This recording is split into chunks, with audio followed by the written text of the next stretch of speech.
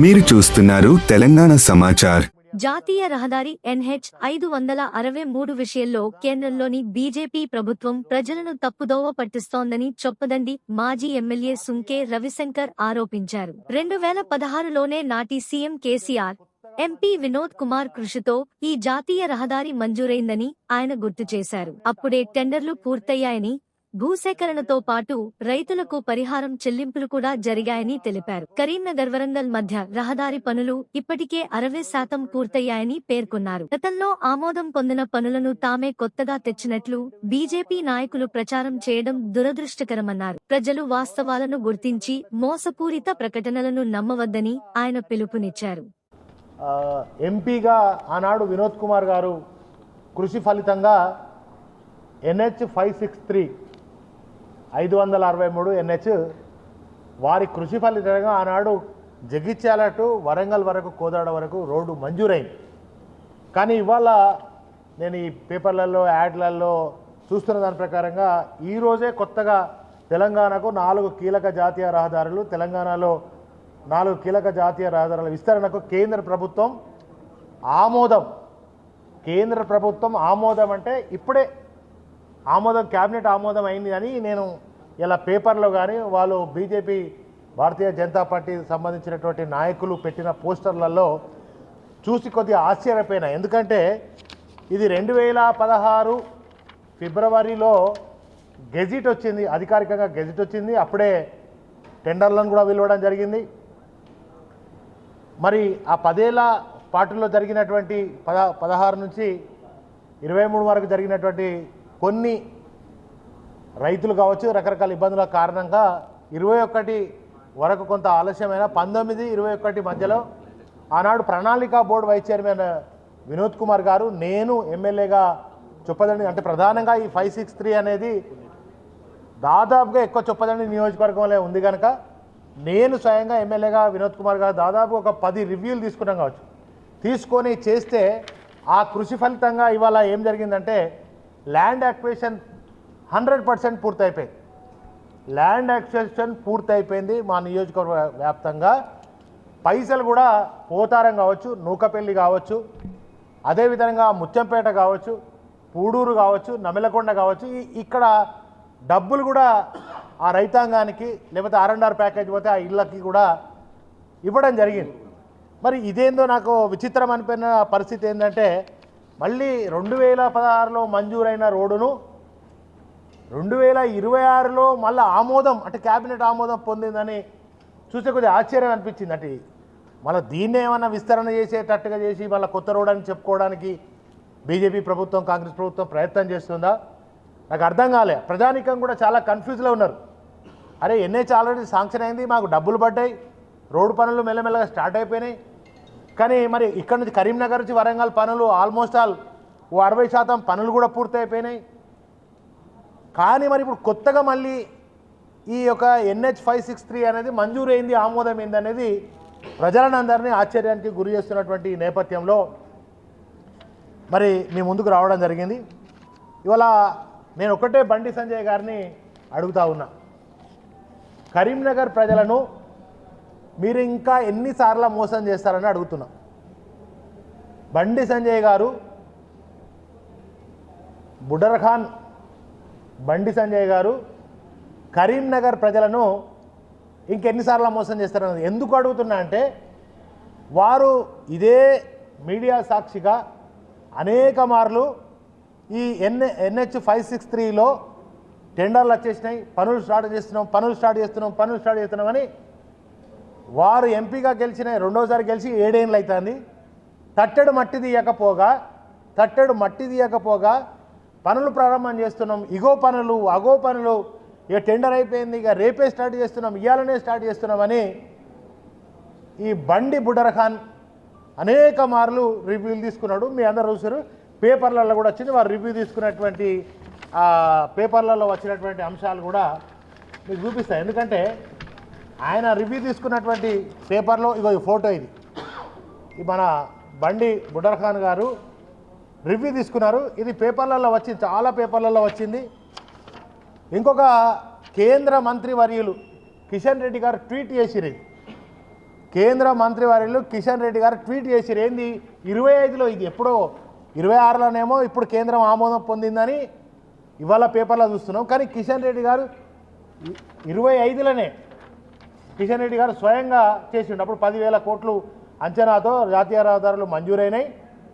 ఇది కేంద్ర ప్రభుత్వం నరేంద్ర మోడీ గారి కృతజ్ఞతలని వారు స్వయంగా చెప్పడం జరిగింది. కానీ 2015 అప్పటి నుంచి కాలేదని మరి స్వయంగా కిషన్ రెడ్డి గారు ట్వీట్ చేసినటువంటి ట్వీట్ ఇది.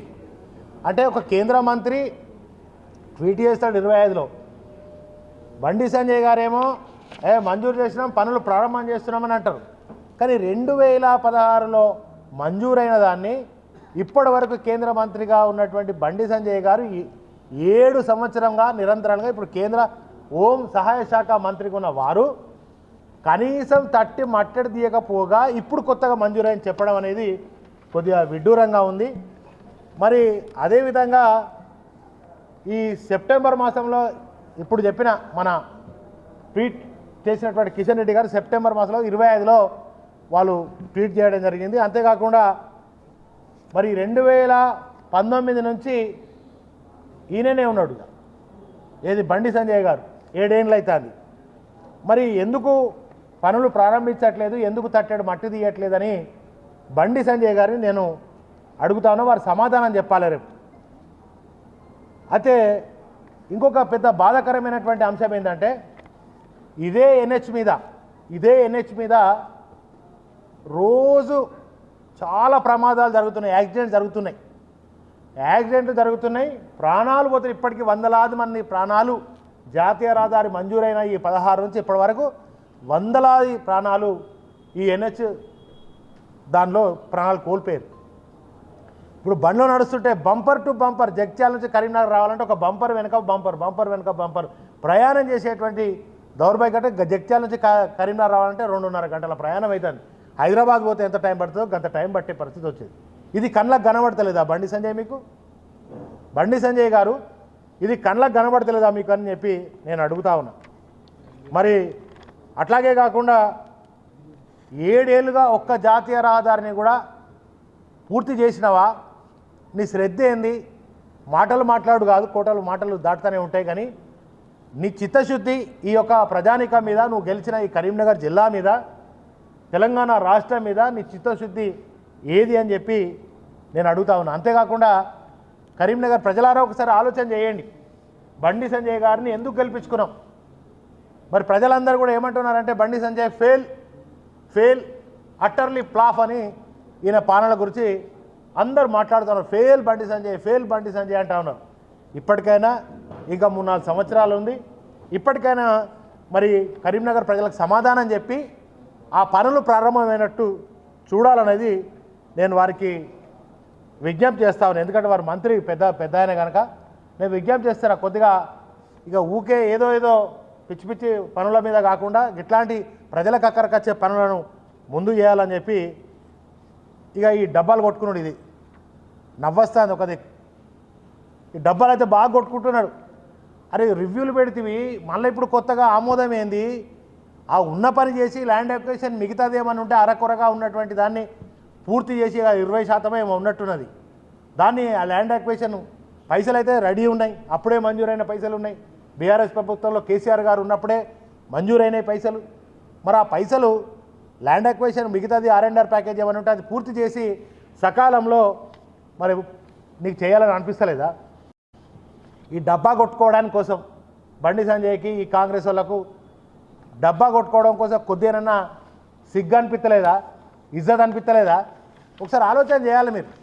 మీరు ఎందుకు ప్రజాప్రతినిధులకు గెలిచారు, ఒక బాధ్యత కలిగినటువంటి వాటిని ఇచ్చారు కదా, మరి మీరు ఏం చేయాలి, ఆ ఎన్హెచ్ని ఎప్పుడు పూర్తి చేయాలనే ఆలోచన అంటే పేపర్లలోనే పెద్ద ఫోజులు సమీక్ష చేసి ఇక చేస్తున్నాం, వచ్చే రేపే ఇవ్వాలనే స్టార్ట్ అని 7 ఏళ్ళ ఏది ఒక తట్టెడు మట్టి తీసినావా? ఎక్కడైనా జగిత్యాల నుంచి కరీంనగర్ వరకు ఎక్కడైనా ఒక తట్టెడు మట్టి తీసినావా? ఆ వరంగల్కు నడుస్తున్నది అది బీఆర్ఎస్ పుణ్యం, కేసీఆర్ గారి పుణ్యం, ఆ వినోదన్న కృషి ఫలితంగా జరుగుతుంది. ఇప్పుడు జరుగుతున్నాయి రోడ్డు పనులన్నీ కూడా. మరి ఇంకెక్కడైనా కొద్దిగా అక్కడక్కడ అరకొరగా ఉన్నటువంటి భూసేకరణ ఉంటే ఎందుకు ఒత్తిడి తీసుకురావట్లేదు? ఆఫీసర్లను అధికారులను ఎందుకు మీరు పంపట్లేదు? మీరే పోండి, ఆ రోడ్డు మీద నిలబడండి, అక్కడ రైతాంగాన్ని నొప్పియండి. మేము చేసినాం అట్లా. మా వినోద్ కుమార్ గారు మేము రోడ్ ఎంబడి ఉన్నాం, రైతులను పిలుచుకున్నాం, కొత్తపల్లిలో కూర్చున్నాం, వెదరలో కూర్చున్నాం, రామడుగులో కూర్చున్నాం, గంగాధరలో కూర్చున్నాం, ఇస్లాంపూర్లో కూర్చున్నాం. మేము కూర్చున్నాం స్వయంగా వినోద్ అన్న మేము కలిసిపోయి అక్కడ రైతులతో మాట్లాడినాం. మరి నీకు ఎందుకు చిత్తశుద్ధి లేదు? ఇలా నువ్వు ఎందుకు పోతలేవు? దాన్ని త్వరితగతిన పూర్తి చేయాలని ఎందుకు అనుకుంటలేవు అంటే మళ్ళీ మోసం చేయాలనేటువంటి ఒక కుట్ర నడుస్తూ ఉంది. మరి ఇప్పుడు 4 ఏళ్ళైనా ఈ ఆర్ఓబి ఎందుకో పూర్తి చేస్తలేవు. మేమే శిలాపలకం కొట్టినాం అన్నాడు గంగుల కమలాకర్ అన్న, మరి వినోద్ కుమార్ గారు మేము కొబ్బరికాయ కొట్టొచ్చినాం. నేను కూడా ఉన్నా ఆ రోజు. ఇంకా ఆర్ఓబి పూర్తి చేయడం చేతనైతే లేదు. దద్దామా మాటలు మాట్లాడు కాదు, మాటలు కోటలు దాటాడు కాదు, పనులు పూర్తి చేసే దిశగా ప్రయత్నం చేయాలని నేను చేస్తాను. కొండగట్టు ఊకే అంటాడు కదా, మనకు ఆ కొండగట్టుకు ₹1 అయినా నిధులు తీసుకురాకపోయి. ఇప్పటికైనా అంటే ఇంకా 3 ఏళ్ళు 4 ఏళ్ళు నీ పాలన అవకాశం ఉంది కదా, ఆ కొండగట్టు ఆలయానికి ప్రసాద్ స్కీమ్ ద్వారా ఒప్పించి తీసుకురా, నిధులు తీసుకొచ్చి దాన్ని అభివృద్ధి చేయి. అంతేకాకుండా ఇక బీఆర్ఎస్ అధికారం ఉన్నప్పుడు ఈయన ఎంపీ ఉండే కదా, ఒంటి కాలు మీద లేచి బీఆర్ఎస్ ఏం చేసింది, కేసీఆర్ ఏం చేసిండు, ఈయన ఏం చేసిండు, హరీష్ రావు ఇట్లా, కేటీఆర్ ఇట్లా, వినోద్ కుమార్ ఇట్లా అని ఒంటి కాలు మీద లేచి ఎగిరెగిరి గంతులు వేసిండు. మరి ఇలా నువ్వేం చేస్తున్నావు? 7 ఏళ్ళుగా నువ్వేం చేస్తున్నావు బండి సంజయ్ గారని నేను అడుగుతున్నా. ఫస్ట్ నీ బాధ్యత ఏంటిది, నేను ఎందుకు గెలిపించారు ప్రజలు అనేటువంటిది ఒకసారి ఆలోచన చేయాల్సినటువంటి అవసరం ఉన్నది. కాంగ్రెస్ మీద నోరు తెరవాడు, ఇప్పుడు రేవంత్ రెడ్డి మీద నోరు తెరవాడు. ఎందుకంటే వీళ్ళ చీకటి దోస్తాను ఉంది కదా, రేవంత్ రెడ్డిది ఉన్నది మంచి క్లోజ్ ఫ్రెండ్స్, వీళ్ళంతా చీకటి దోస్తాను ఉంది కదా. మరి కాంగ్రెస్ మీద ఒక్కనాడన్నా మాట్లాడతలేడు. కాంగ్రెస్ మీద ఈ ధాన్యం కొనుగోలు ఇప్పటికీ జరుగుతలేదు, ఇంకా దాని మీదనన్నా మాట్లాడే పరిస్థితి లేదు. ఎందుకంటే మాట్లాడితే అలా దోస్తుని తిడితే ఈయనకు బాధ అనిపిస్తుంది కదా, మేము తిడితేనే ఈయన కోపానికి వస్తాడు. సో ఇప్పటికైనా కాంగ్రెస్ చేస్తున్నటువంటి ఆ ప్రభుత్వం చేస్తున్నటువంటి వాటి మీద మాట్లాడేటువంటి పరిస్థితికి రావాలి. నువ్వు ఒక భారతీయ జనతా పార్టీ ఎంపీ కాదు, ఈ ప్రజానికానికి ఎంపీ నువ్వు. ఒకసారి ఆలోచన చేయాల్సినటువంటి బాధ్యత బండి సంజయ్ మీద ఉంటుందని చెప్పి తెలియజేస్తూ, అదేవిధంగా వారం రోజుల లోపు ఎన్హెచ్కి సంబంధించినటువంటి వారం రోజుల లోపు కనుక మీరు పనులను కనుక ప్రారంభం చేయకపోతే అక్కడ ప్రజల పక్షాన, ఎందుకంటే ప్రాణాలు పోతున్నాయి, ఆ ప్రాణాలు యాక్సిడెంట్లై ప్రాణాలు పోయిన దానికి కారణం బండి సంజయ్, రేవంత్ రెడ్డే కారణం. ఈ రాష్ట్ర ముఖ్యమంత్రి రేవంత్ రెడ్డి, ఈ రాష్ట్ర హోంశాఖ మంత్రి బండి సంజయ్ దీనికి ప్రధానమైనటువంటి కారకులు అవుతారు. మీరు బాధ్యత కూడా వహించాలి, వాళ్ళకు కొంత ఎక్స్గ్రేషియా కూడా మీరు ఇవ్వాలని నేను డిమాండ్ చేస్తున్నా. అంతేకాకుండా మరి కరీంనగర్ స్మార్ట్ సిటీ నేను తెచ్చిన అంటాడు, నీకేం సంబంధం ఉన్నదే అన్నాడు. నువ్వు కార్పొరేటర్వు, వినోద్ కుమార్ గారు కదా 1000 కోట్లు అన్నాడు. స్మార్ట్ సిటీ తెచ్చి అర్హత లేని కరీంనగర్ను స్మార్ట్ సిటీ తెచ్చి 1000 కోట్లు తెచ్చి ఎట్లాంటి కరీంనగర్ అద్దంలాగా తయారైంది. అలా అద్దంలాగా తయారైంది అంటే దట్ ఈస్ అ బీఆర్ఎస్ ప్రభుత్వం, వినోద్ కుమార్ గారి కృషి, కేసీఆర్ గారి ప్రభుత్వ కృషి ఫలంగానే ఇవాళ ఉన్నది. మరి నువ్వేం తెచ్చినావు, మళ్ళా నువ్వు ఎన్ని పైసలు తెచ్చినావని అడుగుతున్నా, అభివృద్ధి కోసం నిధులు ఎన్ని తెచ్చినావని అడుగుతున్నా. మీరు శ్వేతపత్రాన్ని విడుదల చేయాలని ఇప్పుడే చెప్తా. కాంగ్రెస్ బీజేపీ ప్రభుత్వాలు ఏం చేసినాయో కరీంనగర్కు మీరు చెప్పాలి, బాధ్యతతో పనిచేసేటువంటి మరి మీరు అందరూ కూడా ఒకసారి చెప్పాల్సినటువంటి అవసరం ఉంది. ఇప్పుడు ఆ రోడ్డు మీద ఎట్లయితే వందలాది మంది ప్రాణాలు బలిగొన్నారు, మీరు నిత్యం ప్రాణాలు పోయినాయి కనుక దానికి బాధ్యత కూడా వహించాలి. ఇంకొకటి, ఈ మధ్య నేను రోజు చూస్తూ ఉన్నా పేపర్లలో ఏమంటున్నాడు, 20,000 కోట్లతో కరీంనగర్ అభివృద్ధి చేసినా, 20,000 కోట్లతోటి కరీంనగర్ని అభివృద్ధి చేసినా అని అన్నాడు. సరే, మేము బీఆర్ఎస్ ప్రభుత్వం ఉన్నప్పుడు మీ కేంద్రాన్ని ఒప్పించి కొట్లాడి స్మార్ట్ సిటీ తెచ్చి 1000 చేసినాం, దాదాపు ఇంకో 30-40 కోట్లు మిగిలిన ఉన్నట్టు కావచ్చు, అంతే. మిగతా పనులన్నీ పూర్తయినాయి. ఎట్లాంటి కరీంనగర్ ఒక రోల్ మోడల్ కరీంనగర్ అయింది, అద్దంలాగా మెరిసిపోతుంది. మరి 20,000 కోట్లతో చేస్తే కరీంనగర్ అనేది మెరిసిపోవాలి, ఒక అద్భుతమైన కరీంనగర్ కావాలి. కరీంనగర్ జిల్లా నీ ఎంపీ పరిధి 20,000 కోట్లు అంటే అసలు ఎక్కడ గింత మన్నే కనబడద్దిగా, రోడ్లు బీడ్లు అద్భుతమైనటువంటి కరీంనగర్ మారాలి. మా 20,000 కోట్లు ఏడబెట్టిండో తెలుస్తలేదు, ఏడ ఖర్చు పెట్టిండో నిధులు తెలుస్తలేదు, ఆయన ఏ నుంచి తెచ్చిండో తెలుస్తలేదు. కనుక నేను ఒకటే డిమాండ్ చేస్తా ఉన్నా, బండి సంజయ్ గారు 20,000 కోట్ల రూపాయలతోటి మీరు ఎక్కడెక్కడ అభివృద్ధి చేసిరో 48 గంటల టైం ఇస్తున్నా, 48 గంటల టైం ఇస్తున్నా. బండి సంజయ్ గారు శ్వేతపత్రాన్ని విడుదల చేయండి. ఆయన కొద్దిగా బాధలు ఉన్నాడు పాపం, ఆయన అడగాలంటే మాకు కూడా కొద్దిగా ఇబ్బంది అనిపిస్తుంది, ఆయన కొద్దిగా వేరే ఇబ్బందులలో ఉన్నాడు. వారు పిఏలు ఉంటారు, వాళ్ళ పిఆర్ఓలు ఉంటారు, ఓఎస్డీలు ఉంటారు, మంత్రి కనుక ఆ వాళ్ళతోటే నాకు చెప్పి 48 గంటలలో 20,000 కోట్లను ఎట్లా మంజూరు చేసారు, కరీంనగర్కి ఎన్ని కేటాయించారు, కరీంనగర్లో ఎక్కడెక్కడ అభివృద్ధి చేసారో ఒక శ్వేతపత్రాన్ని విడుదల చేయాలని చెప్పి నేను బండి సంజయ్ గారిని కోరుతా ఉన్నా. సో ముఖ్యంగా ఈరోజు వచ్చినటువంటి పేపర్లో వాళ్ళు ఇచ్చిన ఈ యాడ్స్ ఇదంతా చూసిన తర్వాత ప్రజానికానికి సత్యమేందో అసత్యమేందో, నిజాలేందో అబద్ధాలేందో తెలవాలనేదే ఈరోజు మీ ముందుకు రావడం జరిగింది. కనుక ఎన్హెచ్ ఇప్పటికైనా మీరు రండి, ఆ పనులను ఒక 3-4 రోజులలో, వారం రోజులలో తప్పకుండా ఆ పనులు ప్రారంభం కావాలి. లేదంటే ప్రజల పక్షాన తప్పకుండా కొట్లాడతాం. ఎందుకంటే రోజు యాక్సిడెంట్లు అవుతున్నాయి, చనిపోతున్నారు, ప్రమాదాలు విపరీతంగా ప్రమాదాలు జరుగుతున్నాయి. అప్పుడప్పుడు మా తుర్కాష్ నగర్లో ఉన్న రైల్వే గేట్ దగ్గర ప్రజలు, యువకులు ఇట్లా పెడుతున్నారు, ఆడ లైవ్ పెట్టి ఇగో 2-3 కిలోమీటర్లు పెట్టు ఆగినాయి వెహికల్స్, మేము ఎట్లా పోవడు, ఇందులో అంబులెన్స్ ఇట్లా ఉంది, అలా రోగాలతో ఉన్న వాళ్ళు ఉన్నారు, ఇబ్బంది పడుతున్నారు అని పెడుతున్నారు. మరి దాని స్పందన లేదు. ఆడ కూడా ఒక ఆర్ఓబి నిర్మాణం చేయాలి ఆ ఇస్లాంపురం దాటినాక తుర్కాకాశీ నగర్లో. సో నేను ప్రధానంగా మరి బండి సంజయ్ గారిని ఒకటే డిమాండ్ చేస్తా ఉన్నా, వారం రోజుల లోపు ఎన్హెచ్కి సంబంధించిన 563కి సంబంధించినటువంటి పనులను ప్రారంభించాలని బీఆర్ఎస్ పార్టీ పక్షాన్ని డిమాండ్ చేస్తా ఉన్నా. Thank you. ఆయన హోంశాఖ మంత్రి కరీంనగర్కు కేసీఆర్ గారేమో మెడికల్ కాలేజే మంజూరు చేసిండు, కానీ ఒక హాస్పిటల్ అయినా తీసుకొద్దామనేటువంటి సోయి లేదు. ఈఎస్సీ హాస్పిటల్ అది కూడా తీసుకురా. ఈఎస్సీ హాస్పిటల్ కేంద్ర మంత్రిగా శాంక్షన్ అయిన దాన్ని మరి చేయలేదు ఆయనకు. కనుక మీరు ఇవన్నీ నోటీసులు పెట్టుకొని ఒక్కొక్కటి బాధ్యతతో చేయాల్సినటువంటి వాళ్ళు ఈఎస్సీ హాస్పిటల్ కూడా ఒక వారం 10 రోజులలో దాన్ని మరి తీసుకురావాలి. మంజూరైన దాన్ని పనులు ప్రారంభం చేయాలి.